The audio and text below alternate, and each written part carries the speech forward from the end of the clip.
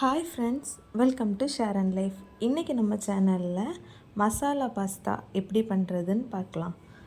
Already நம்ம சேனலில் white sauce pasta video இருக்குது, தேவைப்படுறவங்க செக் பண்ணி பார்த்துக்கோங்க. வாங்க இப்போ நம்ம வீடியோக்குள்ளே போகலாம். ஃபஸ்ட் இதுக்கு நம்ம ஒரு குக்கர் எடுத்துக்கலாம். குக்கரில் 2 டேபிள் ஸ்பூன் ஆயில் ஆட் பண்ணிக்கலாம். ஆயில் நல்லா சூடானதும் ஒரு 5 பல் பூண்டை நல்லா குட்டி குட்டியாக கட் பண்ணி எண்ணெயில் ஆட் பண்ணிக்கலாம். லைட்டாக ஃப்ரை ஆனதும் ஒரு பெரிய வெங்காயத்தை நல்லா குட்டி குட்டியாக சாப் பண்ணி இதில் ஆட் பண்ணிக்கலாம். ஆட் பண்ணி நல்லா கோல்டன் ப்ரௌன் கலர் ஆகிறது வரைக்கும் நல்லா வதக்கி விட்டுக்கலாம். லைட்டாக கோல்டன் ப்ரௌன் ஆனதும் இதில் நம்ம ஒரு தக்காளியை சின்ன சின்னதாக கட் பண்ணி ஆட் பண்ணிக்கலாம். தக்காளி நல்லா வதங்கிறதுக்கு கொஞ்சமாக மஞ்சள் தூள் ஆட் பண்ணிக்கலாம். ஆட் பண்ணி தக்காளியை நல்லா வதக்கி விட்டுக்கலாம்.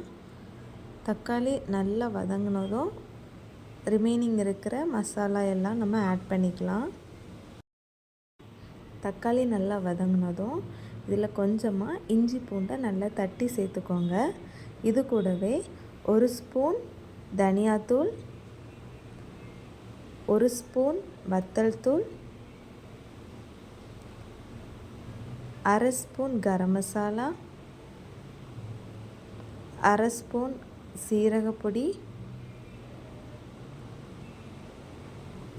1/2 ஸ்பூன் சிக்கன் மசாலா. என்ன இது கூட சீசனிங்க்கு கொஞ்சமாக சில்லி ஃப்ளேக்ஸ், கொஞ்சமாக ஆரிகனோ, இதெல்லாம் சேர்த்து நம்ம நல்லா மிக்ஸ் பண்ணி விட்டுக்கலாம்.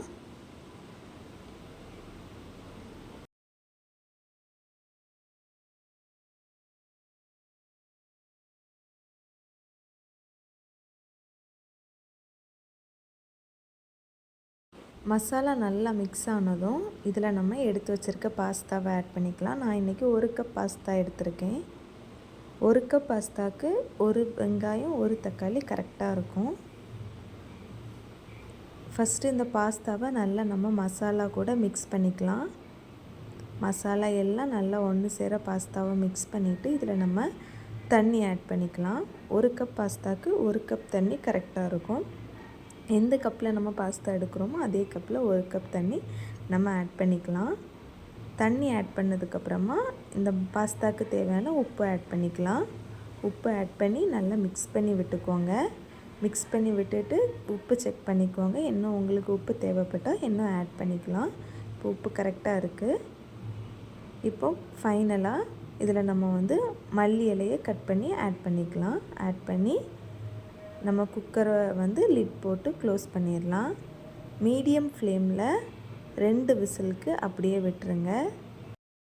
2 விசில் வந்ததுக்கப்புறமா ப்ரெஷர் ரிலீஸ் ஆனதுக்கப்புறமா இப்போ நம்ம இதை ஓப்பன் பண்ணி பார்த்துக்கலாம் எப்படி வந்திருக்குன்னு.